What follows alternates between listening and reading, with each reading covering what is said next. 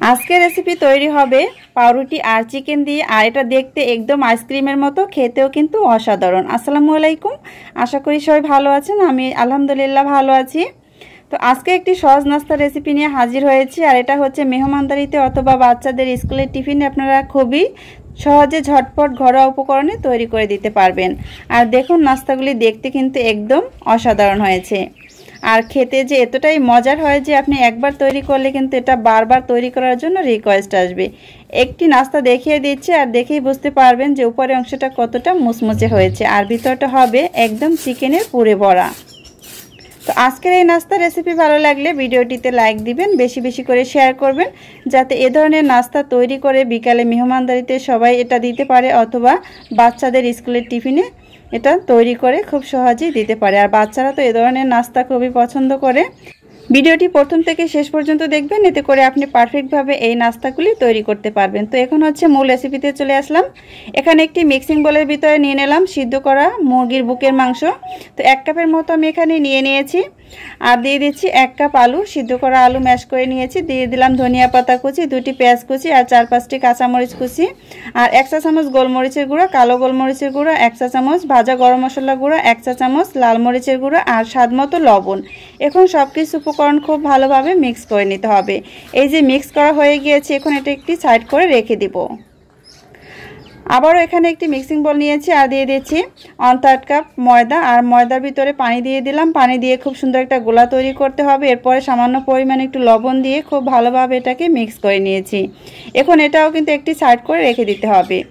আর এখানে নিয়েছি একটি ডিমটাকে খুব ভালোভাবে ফেটে নিতে হবে।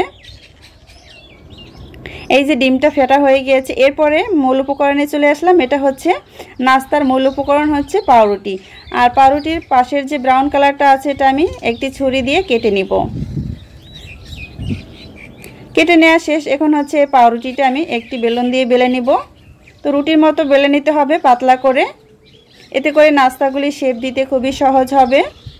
এই যেভাবে করে বেলে নিতে হবে। এখন হচ্ছে যে ডিমটা আমি ফেটে রেখেছিলাম, এই ডিমটা দিয়ে এটাকে পাশে লাগিয়ে দিতে হবে। এতে করে খুব সহজেই কিন্তু আপনি নাস্তাটা তৈরি করতে পারবেন, আর ভাজার সময় এই নাস্তাগুলি খুলে যাবে না। এরপরে হচ্ছে নাস্তাটি তৈরি করে দেখিয়ে দিচ্ছি। এই যে কোনাকুনি ভাঁজ দিয়ে তারপর এটা উপর থেকে আবারও কোনাকুনি করে ভাঁজ দিয়ে দিতে হবে। এরপর হচ্ছে সামনের অংশটা আমি একটু ছুরি দিয়ে কেটে দিব, আর সামনের দিকটাও একটু ডিমের অংশ লাগিয়ে দিতে হবে। এখন হচ্ছে ভিতরের অংশটা আমি দেখিয়ে দিচ্ছি। এই যে ভিতরটা কিন্তু একদম কোণের মতো হয়েছে। এর ভিতরে যে আমি পুরটা রেডি করেছিলাম চিকেন আর আলুর, এটা দিয়ে দিব, দিয়ে একটু চেপে দিয়েছি। এরপরে হচ্ছে আইসক্রিমের কাঠি বসিয়ে দিব। এই যে আইসক্রিমের কাঠি বসিয়ে দিয়ে তারপরে উপরের অংশটা এভাবে খুব সুন্দরভাবে লাগিয়ে দিতে হবে। খুব সহজেই কিন্তু এভাবে তৈরি করা যায় আইসক্রিমের মতো এই যে পাউরুটি দিয়ে চিকেনের পুরে ভরা নাস্তা। এভাবে নাস্তা তৈরি করলে কিন্তু খেতে অসাধারণ হবে। তো আগেও কিন্তু আমি 3টি তৈরি করেছিলাম, এভাবে করে সবগুলি নাস্তা তৈরি করে নিয়েছি। এখন হচ্ছে এই নাস্তাগুলি এই যেখানে আমি ময়দার গোলাটা গলিয়ে নিয়েছিলাম, এই গোলার ভিতরে দিয়ে কোট করে তারপরে ব্রেড ক্রাম্বসের ভিতরে গড়িয়ে নিতে হবে। তো খুব সুন্দরভাবে এই গোলার ভিতরে কোট করে দিতে হবে। এরপরে হচ্ছে আমি ব্রেড ক্রাম্বসের ভিতরে দিয়ে দিব। আর এই ব্রেড ক্রাম্বসগুলি কিন্তু আমি ঘরেই তৈরি করে নিয়েছি। পাউরুটি ব্লেন্ডারে জারের মধ্যে ব্লেন্ড করে তারপরে এটাকে আমি ব্রেড ক্রাম্বস তৈরি করে নিয়েছি। তো খুব ভালোভাবে এটাকে কোট করলেই কিন্তু নাস্তার শেপটা একদম হয়ে যাবে। আর এভাবে কোট করে আপনি এটা 3 থেকে 4 মাস ডিপ ফ্রিজে সংরক্ষণ করতে পারবেন। আর যখন খুশি তখন কিন্তু এটা নামিয়ে গরম গরম ভেজে তারপরে পরিবেশন করতে পারবেন, বা বাচ্চাদের স্কুলের টিফিনের জন্য দিতে পারবেন। এখন হচ্ছে এগুলি ভেজে আপনাদেরকে দেখিয়ে দিচ্ছি। চুলায় আগে থেকে একটি ফ্রাই প্যান বসিয়ে দিয়েছিলাম, এরপরে এক এক করে নাস্তাগুলি দিয়ে দিচ্ছি। দেখুন, দেখতে কিন্তু একদম আইসক্রিমের মতো হয়েছে। কিছু সময় পর এটাকে উল্টে দিব, আর উল্টে পাল্টে খুব সুন্দর একটা সোনালী কালার করে ভেজে নিব। চুলার আঁচটা মিডিয়াম টু হাইতে থাকবে। এই যে পর্যায়ে কিন্তু খুব সুন্দর একটা কালার চলে এসেছে, দেখতেই পাচ্ছেন।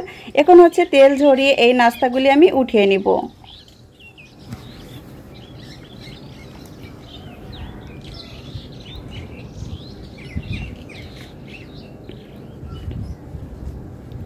এই যে সবগুলি নাস্তা উঠিয়ে নিয়েছি আর বাকি নাস্তাগুলি আমি একইভাবে ভেজে নিব। এখন একটি সার্ভিং প্লেটে সার্ভ করে নিয়েছি। দেখুন খুব সহজেই তৈরি হয়ে গেল পাউরুটি আর চিকেন দিয়ে খুব মজাদার বিকালের নাস্তা অথবা বাচ্চাদের স্কুলের টিফিন।